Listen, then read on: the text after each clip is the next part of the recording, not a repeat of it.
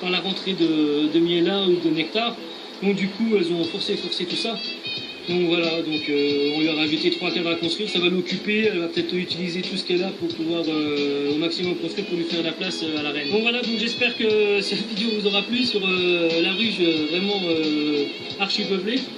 Donc voilà, j'espère que cette vidéo vous aura plu. Je vous dis à bientôt pour de prochaines vidéos. Ciao. Ciao.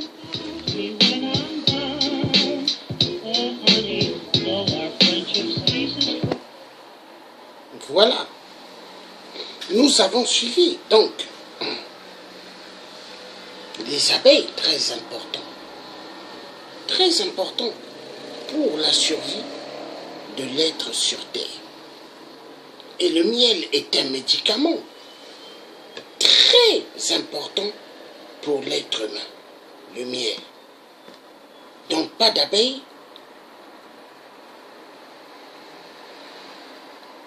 plus rien.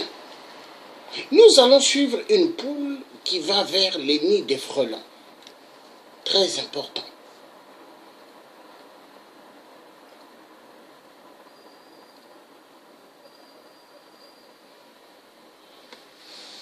Secours et ruchers, poules et poulets avec les abeilles dans leur ruche. Et depuis 3 ans, l'apiculteur de loisirs qu'il est devenu constate que le très redouté prédateur, le frelon asiatique, a trouvé son maître aux abords du rucher. Au printemps, l'intérêt, c'est que le poulet, il attrape les premières fondatrices qui sont en train justement de construire leur premier nid. Et donc déjà, on a des nids avortés en plus grand nombre autour d'un rucher. Jeune retraité, Francis Iturburu consacre l'essentiel de son temps à observer l'étrange balai du frelon asiatique près de ses ruches, vidéo à l'appui. Oui, c'est une machine de guerre. Beaucoup plus adapté que le frelon commun, qui lui est beaucoup plus lourdeau, pâteau, et n'arrive pas à faire ce vol stationnaire. C'est ce qui lui fait sa force. Seulement voilà, les poulets de Francis Iturburu sont très friands des protéines contenues dans le thorax des frelons asiatiques. Les poulets le repèrent d'après son vol bruyant. Sa position statique fait que, tout en se méfiant de la ruche et de la colonie d'abeilles, le poulet capte le frelon à cet endroit-là précis. C'est un chopper. Après, c'est très difficile de l'attraper quand il est en vol libre, bien entendu. Mais c'est sa vulnérabilité, c'est sa position en vol géostationnaire devant la ruche. Ici, depuis 3 ans maintenant, les nids des frelons asiatiques sont avortés avant d'être formés. Les abeilles désormais vivent sous la protection rapprochée des poulets en patrouille. De quoi redonner espoir, selon Francis Iturburu, aux nombreux apiculteurs de loisirs qui ont abandonné leur passion depuis l'invasion du frelon asiatique il y a maintenant 10 ans. D'accord. Voilà, quelqu'un qui a trouvé une idée géniale. Il a trouvé une idée géniale parce que les frelons asiatiques ont fait pas mal de dégâts. Mais des éleveurs d'abeilles, producteurs du miel, ont trouvé une idée géniale pour secourir les poules de ferme qui attaquent les frelons. Les frelons, des grosses guêpes que les Chinois envahisseurs ont amenées pour détruire les abeilles producteurs du miel. Or que les abeilles producteurs du miel jouent un grand rôle pour nous les êtres humains sur Terre. Bonjour à ceux qui viennent de nous rejoindre. Sont les abeilles producteurs du miel, il n'y aura plus de vie. Les vies vont disparaître sur Terre. Et ça, c'est quelque chose de très important que l'être humain devrait s'intéresser. Donc, les éleveurs ont trouvé la technique parce qu'ils se sont dit non, les frelons, ils ont une force efficace pour détruire nos abeilles producteurs du miel, mais nous devons trouver une solution parce que les frelons, c'est des guêpes venant des pays asiatiques. Les Chinois qui ont amené ces frelons pour exterminer les abeilles. Les Chinois sont terribles. Mais les éleveurs, ils ont trouvé une technique. Nous allons suivre. Je vais remettre cette vidéo pour que nous suivons, c'est très important. Allez Titi, attaque. Comme dans ses souvenirs d'enfance, dans une ferme du Pays Basque, Francis Iturburu fait cohabiter basse-cour et ruchers, poules et poulets avec les abeilles dans leurs ruches. Et depuis 3 ans, l'apiculteur de loisirs qu'il est devenu constate que le très redouté prédateur, le frelon asiatique, a trouvé son maître aux abords du rucher. Au printemps, l'intérêt c'est que le poulet, il attrape les premières fondatrices qui sont en train justement de construire leur premier nid. Et donc déjà, on a des nids avortés en plus grand nombre autour d'un rucher. Jeune retraité, Francis Iturburu consacre l'essentiel de son temps à observer l'étrange balai du frelon asiatique près de ses ruches, vidéo à l'appui. Oui, c'est une machine de guerre. Hein. Beaucoup plus adapté que le frelon commun, qui lui est beaucoup plus lourdeau, pâteau, et n'arrive pas à faire ce vol stationnaire. C'est ce qui lui fait sa force. Seulement voilà, les poulets de Francis Iturburu sont très friands des protéines contenues dans le thorax des frelons asiatiques. Les poulets le repèrent d'après son vol bruyant. Sa position statique fait que, tout en se méfiant de la ruche et de la colonie d'abeilles, le poulet capte le frelon à cet endroit-là précis. Et un chopper. Après, c'est très difficile de l'attraper quand il est en vol libre, bien entendu. Mais c'est sa vulnérabilité. C'est sa position en vol géostationnaire devant la ruche. Ici, depuis 3 ans maintenant, les nids des frelons asiatiques sont avortés avant d'être formés. Les abeilles désormais vivent sous la protection rapprochée des poulets en patrouille.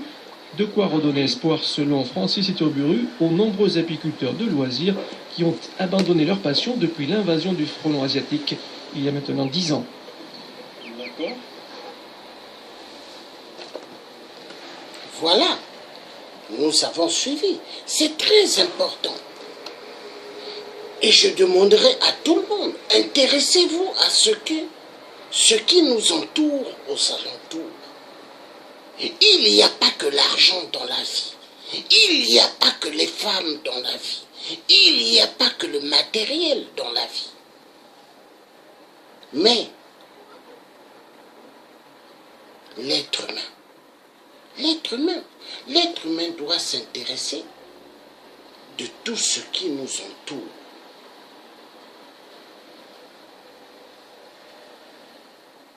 C'est important.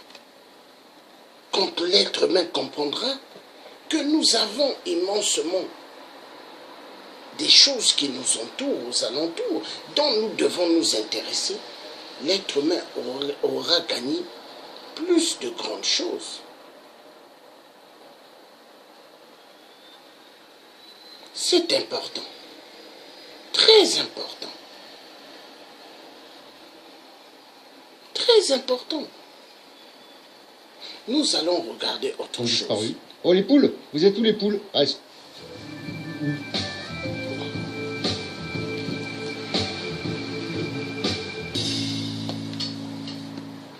Allez, bon, la poule contre le frelon asiatique, c'est pas toujours une réussite.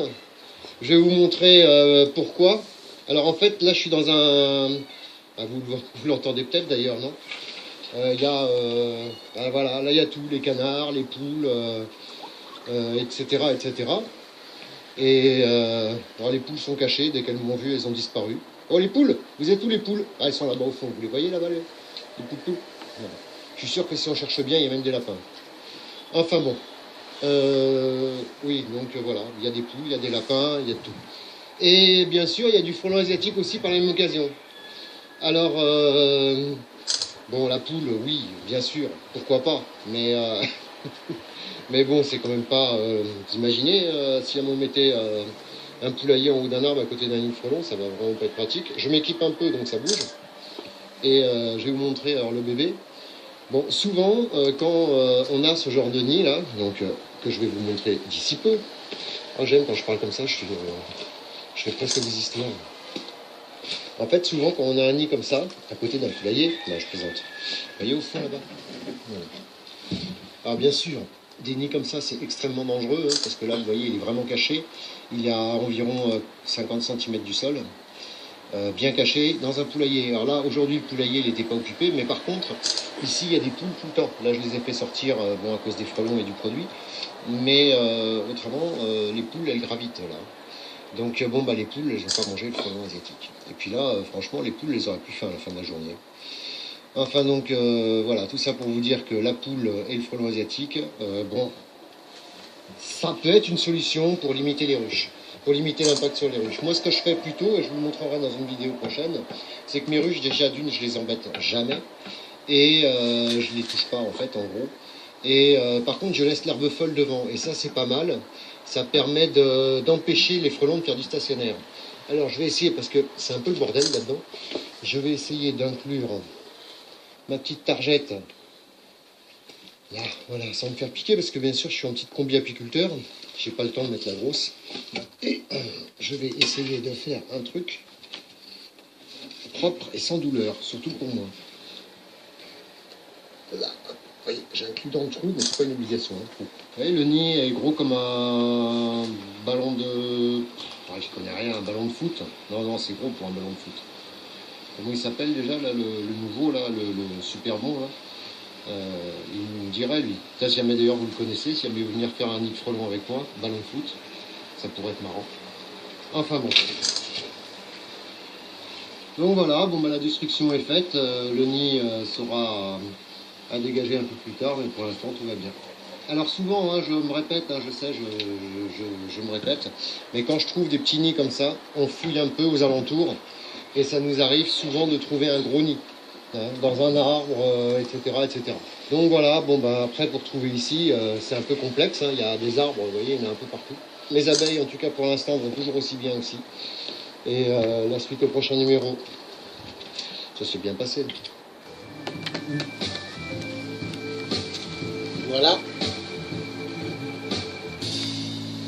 Bon. Donc nous avons suivi maintenant.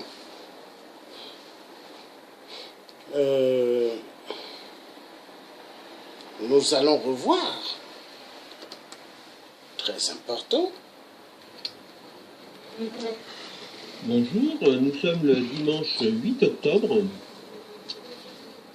2017, donc le temps était assez frais et là le soleil commence tout juste à percer. Il ne fait pas très chaud, il fait grand maximum 15 degrés, mais on voit que nos abeilles sont de sortie et ça bons allers-retours, ça se passe plutôt bien.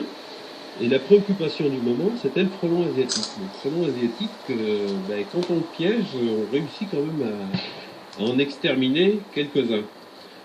Donc voilà, donc j'ai des pièges que je viens de vider, là, c'est pour ça qu'ils sont vides. Tap-trap de chez Nico, qui fonctionne relativement bien.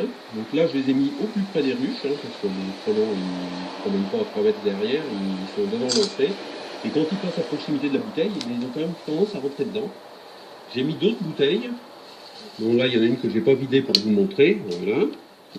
Donc simplement, hein, une bouteille d'eau minérale, une petite croix au cutter dessus, vous rentrez les 4 coins, et on voit qu'à l'intérieur, on a quand même pas mal de bestioles. Hein. On a bien une bonne vingtaine de frelons. Il y a principalement des frelons asiatiques, pas grand-chose d'autre, visiblement. Voilà. Donc nos abeilles, on voit que ça butine. Les ruches étaient très très légères à la mi-septembre et là, elles ont repris du poids. C'est incroyable en l'espace de 2 ou 3 semaines, même s'il ne faisait pas des chaleurs extraordinaires. Donc on voit que ça rentre, ça sort, donc ça se passe plutôt bien. Et ce que je voulais vous montrer, c'était la récolte du jour. Donc 4 jours de piésage, donc de mardi midi à dimanche midi. Voilà, donc 120 frelons asiatiques, une vingtaine de frelons européens, et puis là les dommages collatéraux, quelques mouches et un papillon. Donc on voit quand même que l'énorme majorité de notre piégeage, c'était du frelon asiatique, et aujourd'hui j'en ai aperçu un tout à l'heure, mais j'en ai pas vu davantage. Et là vous voyez, on a une autre bouteille qui était placée sur une palette 3 mètres derrière la ruche, là. Et pareil, donc on voit à l'intérieur, il n'y a pratiquement que du frelon européen et principalement asiatique. Voilà, et on voit que nos petites abeilles, elles vont pas trop mal alors que je le voyais mal parti il y a 2 semaines. Voilà.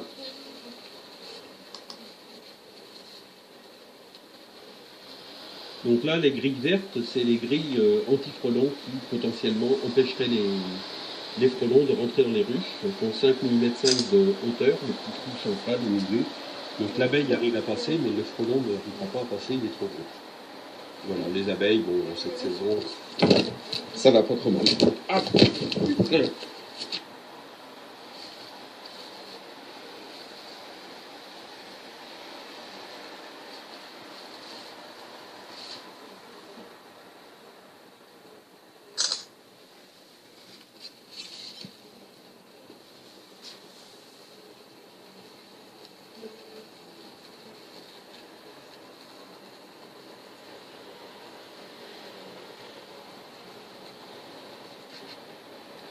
Et voilà, donc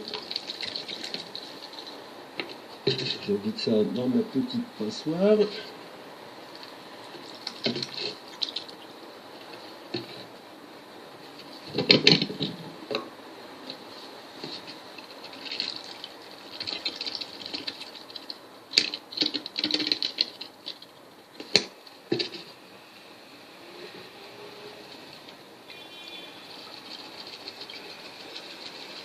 Voilà, une petite poêlée de frelons.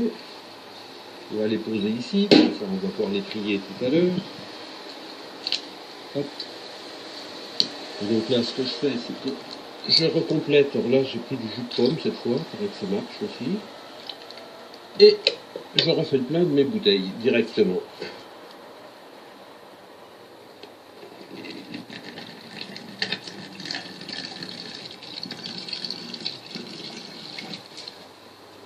C'est pas la peine d'en mettre énormément, hein, donc 5 cm au fond, même pas, ça suffit largement. Et voilà le résultat. Nous avons à peu près 300 frelons asiatiques, 50 frelons européens, quelques mouches. Et ce qui est intéressant, c'est que dans les frelons asiatiques, on voit que la saison à laquelle on est arrivé, on en a de 2 tailles différentes. Donc à gauche, on a des frelons relativement gros, qui, je pense, sont des mères fondatrices qui sont parties des nids et qui vont hiverner. Et c'est avec ces individus-là qu'on va avoir de nouveaux nids l'année prochaine. Et à droite, 2 beaucoup plus petits qui sont les ouvriers qui ont servi à élever les autres cette année.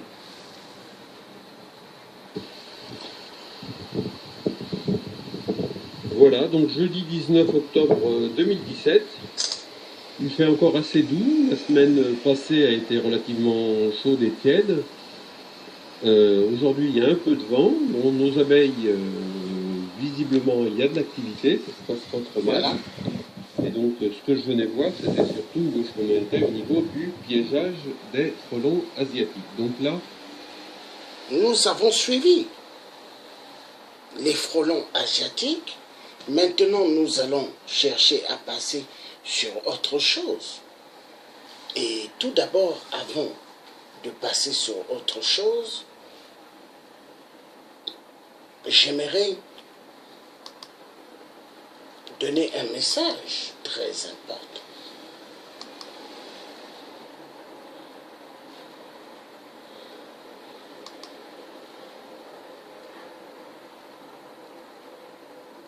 S'il vous plaît, intéressez-vous aux abeilles. Intéressez-vous à ce que nous entoure. Parce que les abeilles, nous avons besoin d'eux. Nous avons besoin d'eux. Pas d'abeilles, rien du tout. Mais l'être humain devrait s'intéresser à ce que nous entoure. Très important. L'être humain devrait s'intéresser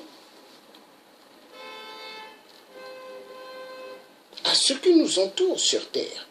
Nous avons des abeilles, nous avons plusieurs styles des choses, mais très importants pour la survie de l'être humain. Nous avons une guerre immense contre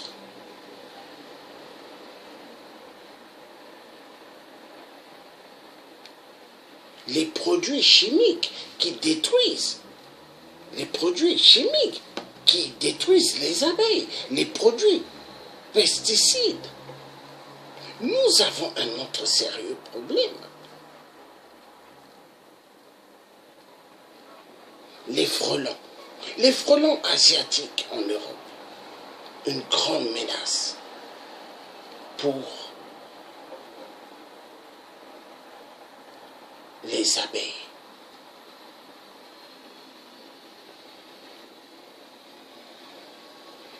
Nous allons suivre quelque chose de très important, je vais le mettre pour que vous puissiez suivre cela.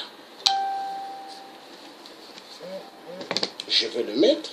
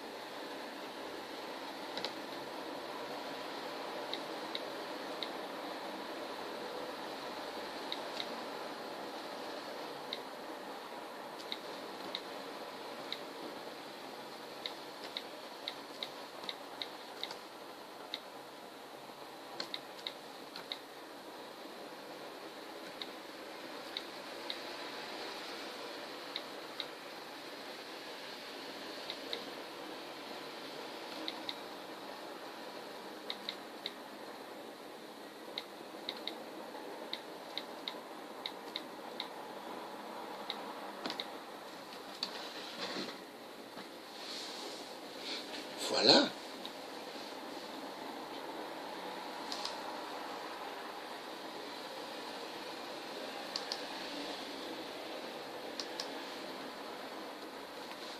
Donc,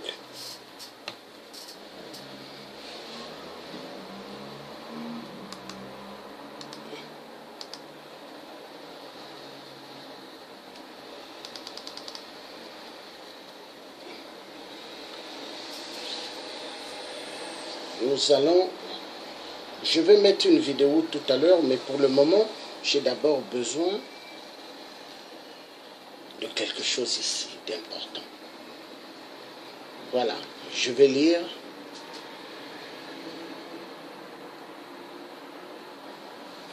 Bon. J'ai besoin d'espace pour pouvoir lire.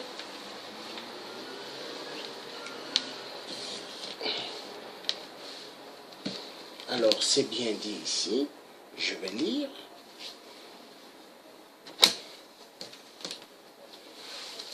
La Commission européenne a entamé vendredi un passage au crible des nouvelles données scientifiques sur les risques pour les abeilles associés aux 3 pesticides néonicotinoïdes dont l'usage est partiellement interdit dans l'Union européenne. La Commission s'était engagée en 2013 à procéder à cette évaluation scientifique dans le cadre de la prise en compte des menaces pour les abeilles l'ayant conduite à limiter temporairement l'utilisation de ces 3 insecticides clothianidine, imidaclopride et thiaméthoxam. Cette interdiction partielle restera en vigueur durant toutes les procédures d'examen pilotées par l'Autorité européenne de sécurité des aliments, EFSA, a précisé. La Commission, la France, a de son côté annoncé mercredi qu'elle allait œuvrer pour que ce moratoire soit reconduit et entendu. Voilà. Donc, je vais mettre l'article Comme ça, des gens pourront lire. C'est très important.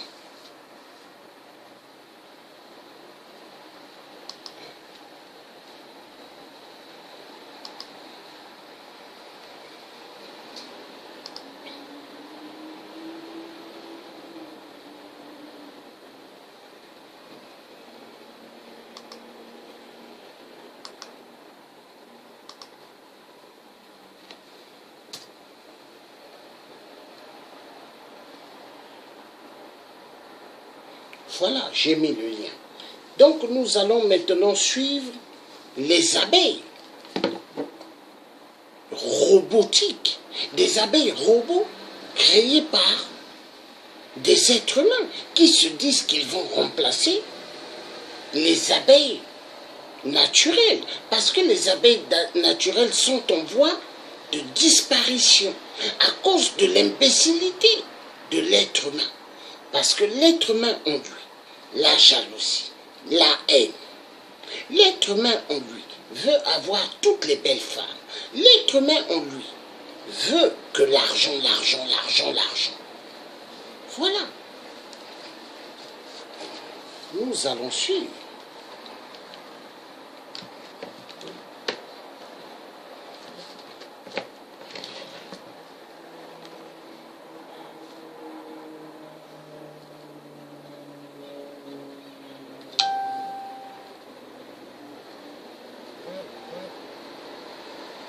Hey, si la vidéo te plaît, n'hésite pas à lâcher un petit pouce bleu. Merci d'avance.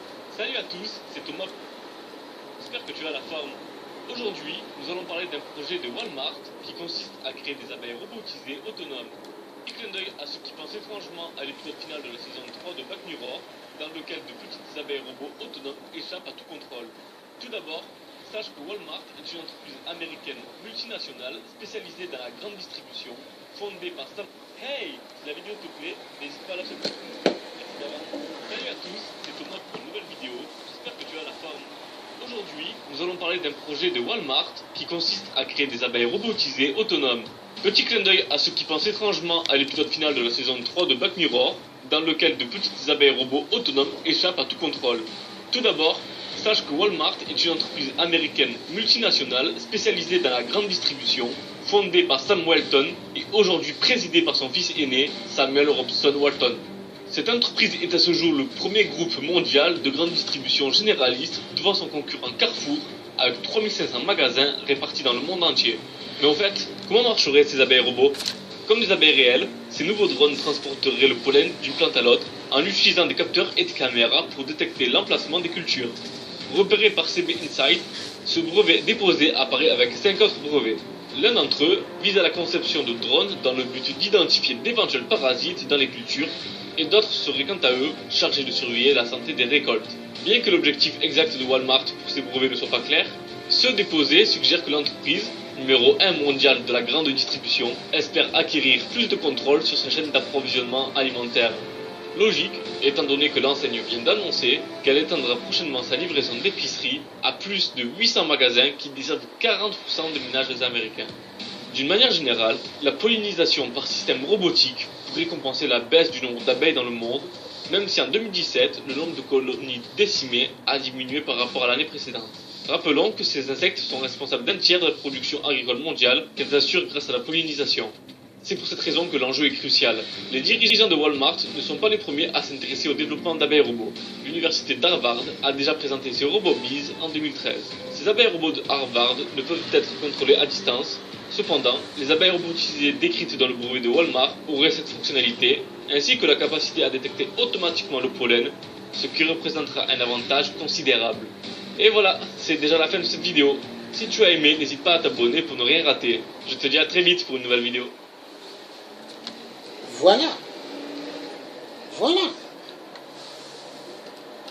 Nous avons suivi les abeilles robots créées par des grandes sociétés multinationales.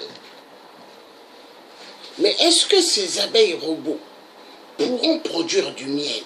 Négatif. Pour avoir le miel, il nous faut des abeilles naturelles. Le miel est un médicament très important dans la vie de l'être humain. Et l'être humain devrait s'intéresser aux abeilles. Les abeilles, elles sont toutes petites, mais très importantes.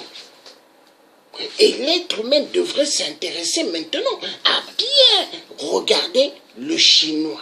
Parce que les Chinois sont une menace pour nous, les êtres humains. Les Chinois vont en Afrique, ils amènent des frelons, des grosses guêpes qui attaquent les abeilles producteurs du miel.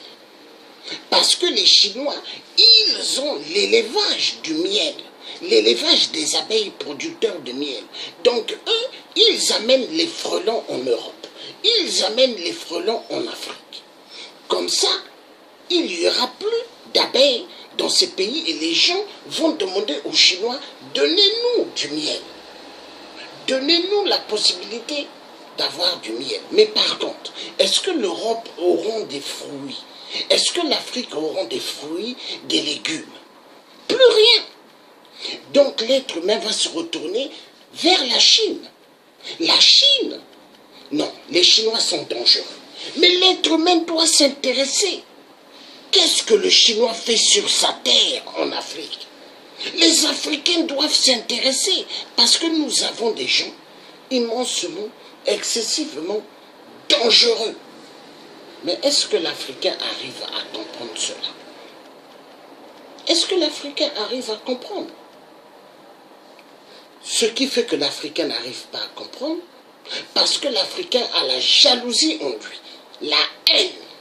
L'Africain a le virus de l'homme occidental. Il sait faire que du mal. Et il est fier de faire du mal.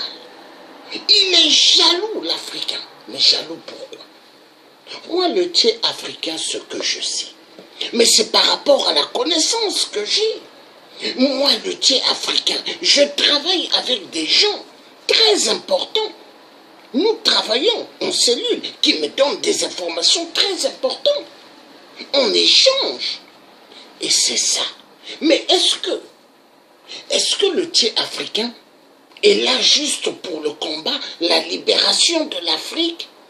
Non, mais je suis là pour alerter contre la destruction de la vie humaine. Je suis là pour la protection de l'être humain. Je suis là pour la libération de l'Afrique. Mais j'avertis. Donc, je vais vous dire une chose. Merci d'avoir suivi ce direct sur les abeilles. Mais très important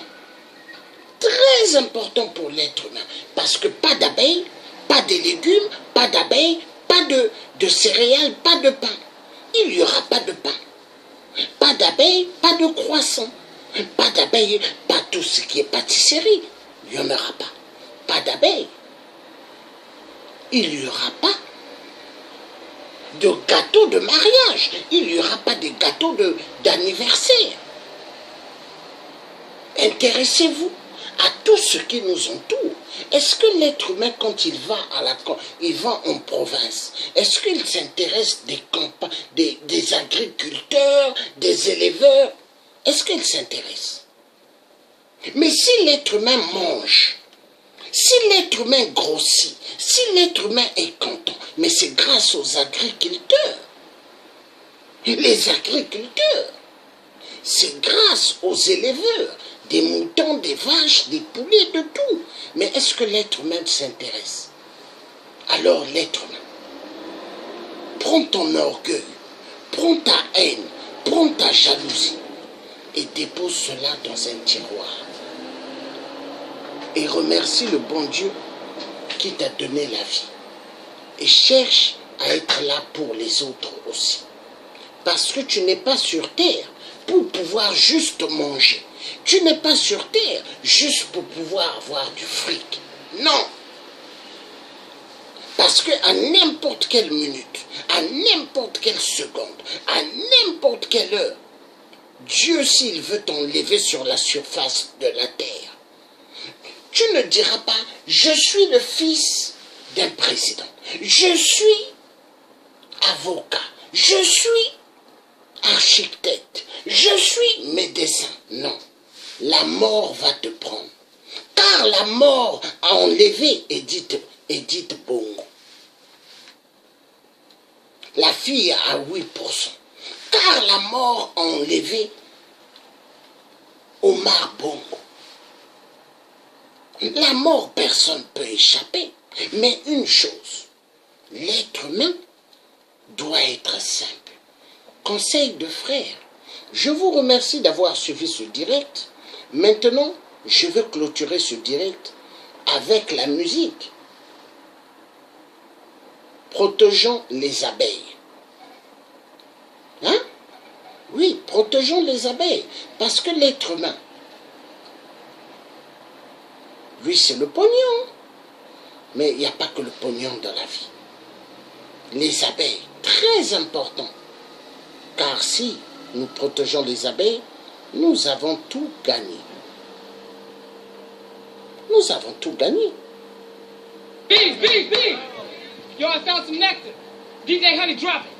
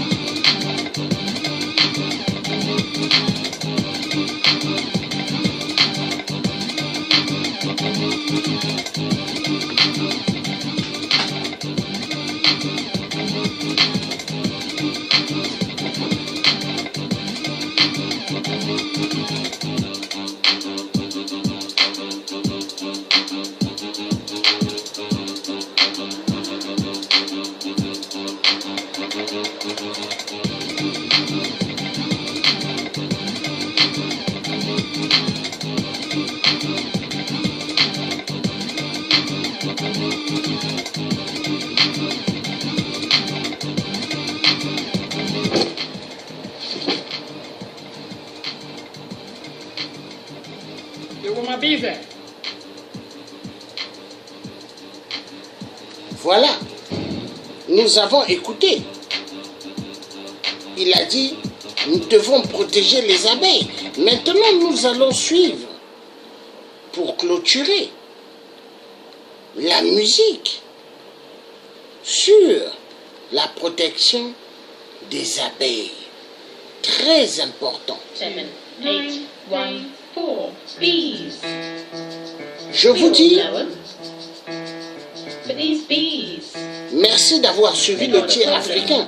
Bye bye. Suivez ceci. The humble bumblebees are dying in the hives because they've been licking them funky pesticides. They ain't been making no honey for your honey. We have to hurry, pollination is down, and that's a worry. And if they die, we're gonna miss them because they sustain our ecosystem, which means we won't survive if we don't keep those bees alive. Somebody gotta save the bees. Somebody gotta save them goddamn bees. Somebody gotta save the bees. Those funky flies with stripes. Somebody gotta save the bees. They're the tigers of the sky. Somebody gotta save them hot man goddamn funky bees. Don't yell or trap them in a glass. Don't throw your arms and scream. Just let them hump your bushes to make their sweet bumble cream. That's honey. Give them some poppies to sit on, some roses to shit on, some daisies to hit on. And if you're allergic, what a shame. Somebody gotta save the bees. Somebody gotta save them goddamn bees. Somebody gotta save the bees. Those flower perverts need our help. You wanna save the whales? No, no, no. You wanna save the children? No, no, no. You wanna save America? Too late. So I guess we gotta save them bees. Find a a bee, hug that bee, feed that bee, bathe that bee, laugh with that bee, cry with that bee, make a love to that bee. Don't do that. Make that bee your spouse. Okay, buy a hive or a house. Have baby bees. There's too many baby bees. How can I afford to feed all these bees? Shout at your bee because it's all his fault. Fall out with your bee because he just doesn't listen. Cheat on your bee with another bee. Then realise your mistakes and apologies. Plead with your bee to take you back. It was just one night, it didn't mean anything. Have a messy divorce with your bee. Fight over the baby bee custody, but you work it out together amicably, because you're doing it for the kids. When I say save the, you say bees. Save the bees. Save the bees. When I say big boo, you say bees. Big boo. Bees. Big boo. Bees. Big boo bees. Somebody gotta save the bees. Somebody gotta save them goddamn bees. Let's hear it for the queen bees. Bow, bow down bees. Break it down now. Somebody gotta save. They gotta save them bees. Save them bees. Shut up all now. Sexy ladies gonna save them bees. Sexy ladies gonna save them bees. Geordie and Rebecca, you wanna save them bees like a choir boy. Somebody gotta save them. Save them.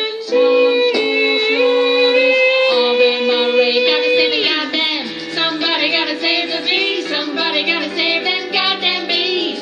Somebody gotta save the bees, 'cause if they die, then so will we. Somebody gotta save the bees. Those fly-by flies ain't flying high. Somebody gotta save. Somebody gotta save. Somebody gotta save them bees.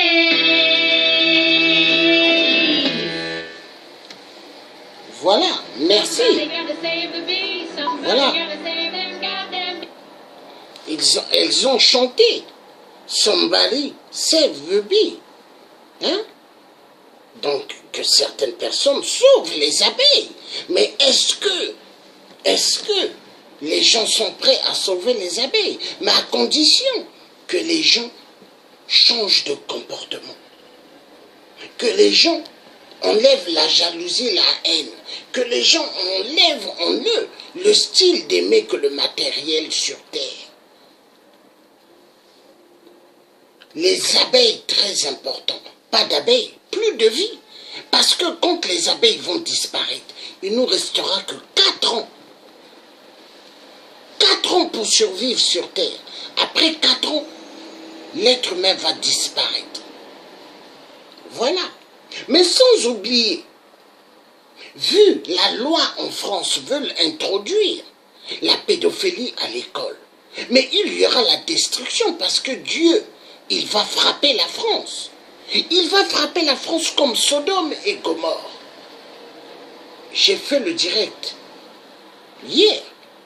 Donc, à bientôt mes chers amis. Merci d'avoir suivi le tiers africain. Ingeta, nous allons gagner. Ingeta, nous sortirons de l'auberge. Car Dieu est avec nous. Bye bye.